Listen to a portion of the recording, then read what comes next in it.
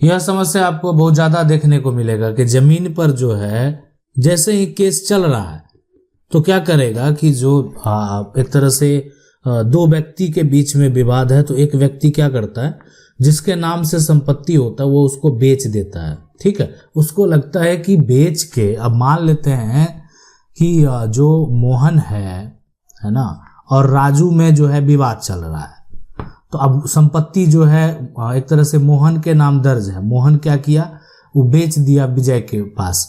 अब ये लगता है ना कि राजू को ऐसा कर दिया, अब तो विजय से भी उसको लड़ाई लड़ना पड़ेगा। अब विजय जो है वो एक तरह से वर्चस्व वाला लोग है। अब राजू सोचेगा कि अब तो ये लड़ाई जो है काफी बढ़ गया, लेकिन जब मामला कानून में जाता है तो वहां पर कोई बड़ा, कोई वर्चस्व वाला, कोई दबंग, कोई पैसे वाला नहीं होता। अब देखें क्या जो बड़े बड़े लोग हैं, अगर किसी प्रकार का उन पर आरोप लगा है तो वो जेल गए हैं कि नहीं गए, उनको सजा हुआ है कि नहीं हुआ, बिल्कुल हुआ। तो इसलिए कानून जो है, कानून में अगर एक तरह से न्यायालय में अगर वो मामला जाता है और सभी तथ्य को अगर देखा जाता है, ठीक है, अगर आप वहां पर एक तरह से गलत साबित हो गए तो आपको समस्या उत्पन्न हो जाएगा। तो इसीलिए अगर कहीं केस चल रहा है कोई जमीन पर, केस चलने के दौरान अगर कोई भी एक पक्ष जमीन बेच देता है तो उस स्थिति में जो है सबसे बड़ी बात है कि उस स्थिति में जो विक्रेता है उसको कहीं ना कहीं बहुत ज्यादा समस्या उत्पन्न होने वाला। एक तो वो जान रहा था कि इस जमीन पे पहले से केस चल रहा है और वो उसको बेच दिया। अब आपके मन में सवाल होगा, ऐसे में तो केस चलेगा तो जमीन जो एक तरह से लोग खरीदेंगे ही नहीं। मतलब ये हो सकता है कि परिवार में विवाद है और वो केस करके जो है उस जरूरत पे भी जमीन नहीं बेच सकता। देखें, आप अगर अपने जगह पर सही हैं, आपको लगता है कि आपका हक है, ठीक है, आपको लगता है ये कि आप ही का है, आप जो है केस जीतेंगे। खास करके जो सिविल के मामले होते हैं और जमीन संबंधी जो मामले होते हैं उसमें तो दस्तावेज जो है और आपको ये पता चल जाता है कि आपका जो है एक तरह से रिजल्ट क्या होने वाला। तो उस केस में अगर मान लेते हैं कि मोहन के नाम संपत्ति दर्ज है और मोहन बेच देता उस संपत्ति को, ठीक है, और अगर बेच देता है और मोहन अपने जगह पर सही है तो कोई दिक्कत नहीं होने वाला। लेकिन अगर मोहन अपने जगह पर गलत है, सिर्फ एक मामला को जो है एक तरह से अपना विवाद से पीछे हटने के लिए ऐसा किया गया है, तो उस केस में जो है आगे समस्या हो सकता है। इसलिए ये जो है एक तरह से नियम है कि आप अगर किसी भी प्रकार का कोई भी केस चल रहा है, जमीन पे विवाद है, तो उसका अगर मान लेते हैं मामला सिविल कोर्ट में है तो फिलहाल उसका खरीद बिक्री जो है वो करना नहीं चाहिए। और खास करके अगर कोर्ट के द्वारा स्टे लगा दिया गया है, ठीक है, स्टे ऑर्डर जो है वो दे दिया गया है, तब तो और नहीं करना चाहिए। तब अगर आप करेंगे तो फिर और समस्या उत्पन्न होगा। लेकिन अब सवाल उठता है कि जो ट्रांसफर ऑफ प्रॉपर्टी एक्ट, उसका जो ट्रांसफर ऑफ प्रॉपर्टी एक्ट का धारा 52 क्या कहता है? यदि कोई विवादित जमीन को बेच दिया है तो देखें धारा 52 यही कहता है कि अगर किसी पे विवाद चल रहा है ना, मतलब ये जो है जो सेक्शन 52 है ये कहता है कि अगर न्यायालय में विवाद है तो उस केस में जो है आप इसको जो है अगर बेचते हैं, है ना, बेचते हैं तो उसको जो है अवैध माना जाएगा, है ना, या उसको जो है शून्य माना जाएगा। मतलब उसका कोई मान्यता नहीं, उसको शून्य करार दे दिया जाएगा, उसका कोई मान्यता नहीं है। इसलिए ये इस पर जो है पहले से कोर्ट में विवाद है, और जब कोर्ट में विवाद है तो आपको ऐसा नहीं करना चाहिए था। अगर आपने ऐसा किया तो फिर समस्या उत्पन्न हो सकता है।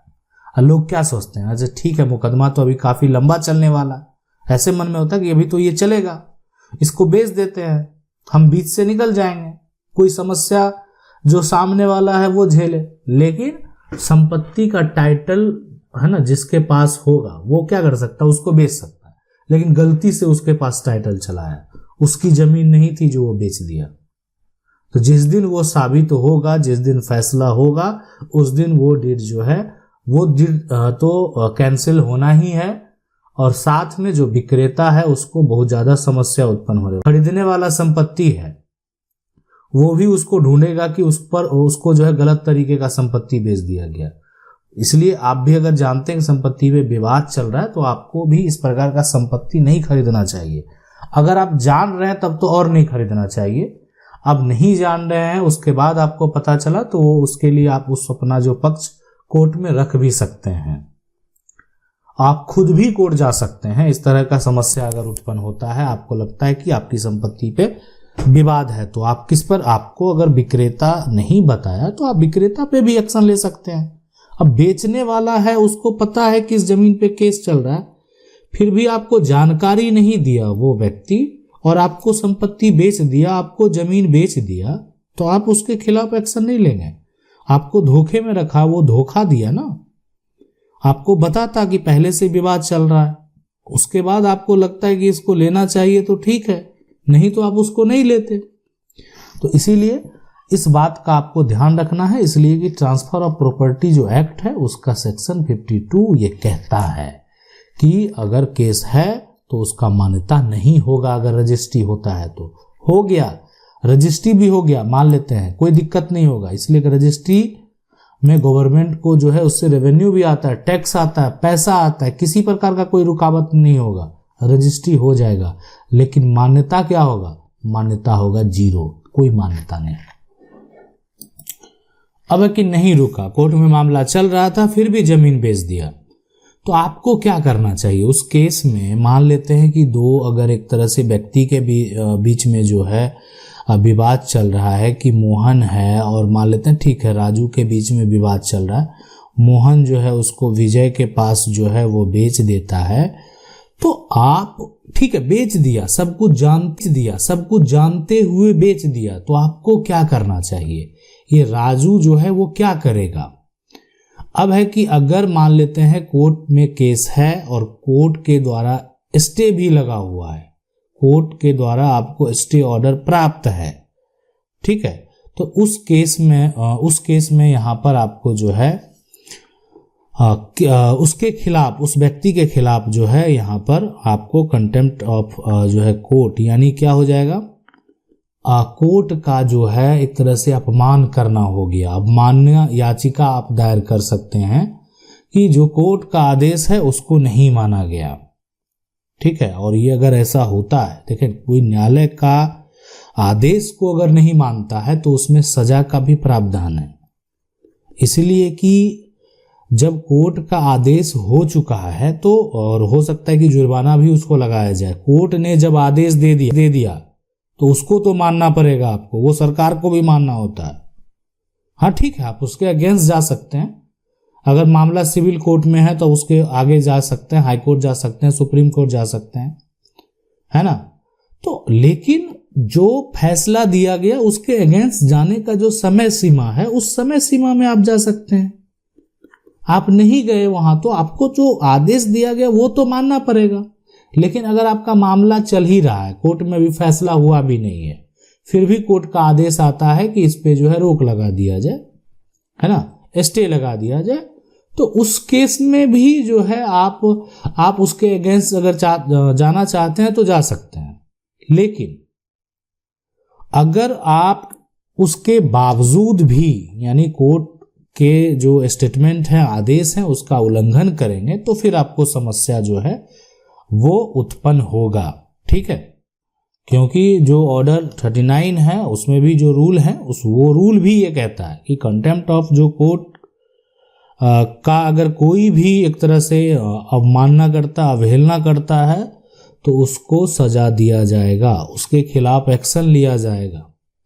तो ये जो है कभी आपको नहीं करना है कि अगर कोर्ट के द्वारा स्टे लगा हुआ है तो वो जमीन को कभी नहीं जो है आपको बेचना है।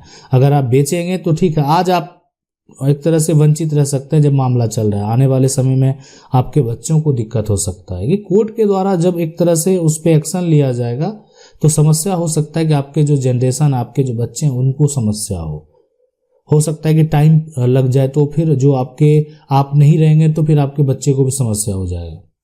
तो इसीलिए आप अगर कोई भी कार्य करते हैं, अगर आपका विवाद है, तो अगर आप जमीन बेचना चाहते हैं तो आप वैसे संपत्ति को बेच सकते हैं जिसपे किसी प्रकार का विवाद नहीं है। आप अगर कोई भी संपत्ति को बेचेंगे तो हो सकता है कि आगे आपको समस्या उत्पन्न हो। आशा करते हैं वीडियो अच्छा लगा होगा। वीडियो अच्छा लगा वीडियो को लाइक जरूर कर दें। चैनल को पहली बार देख रहे हैं सब्सक्राइब करके जो बेल आइकन है उसको जरूर दबा लें। मिलते हैं अगले वीडियो में, तब तक के लिए जय हिंद।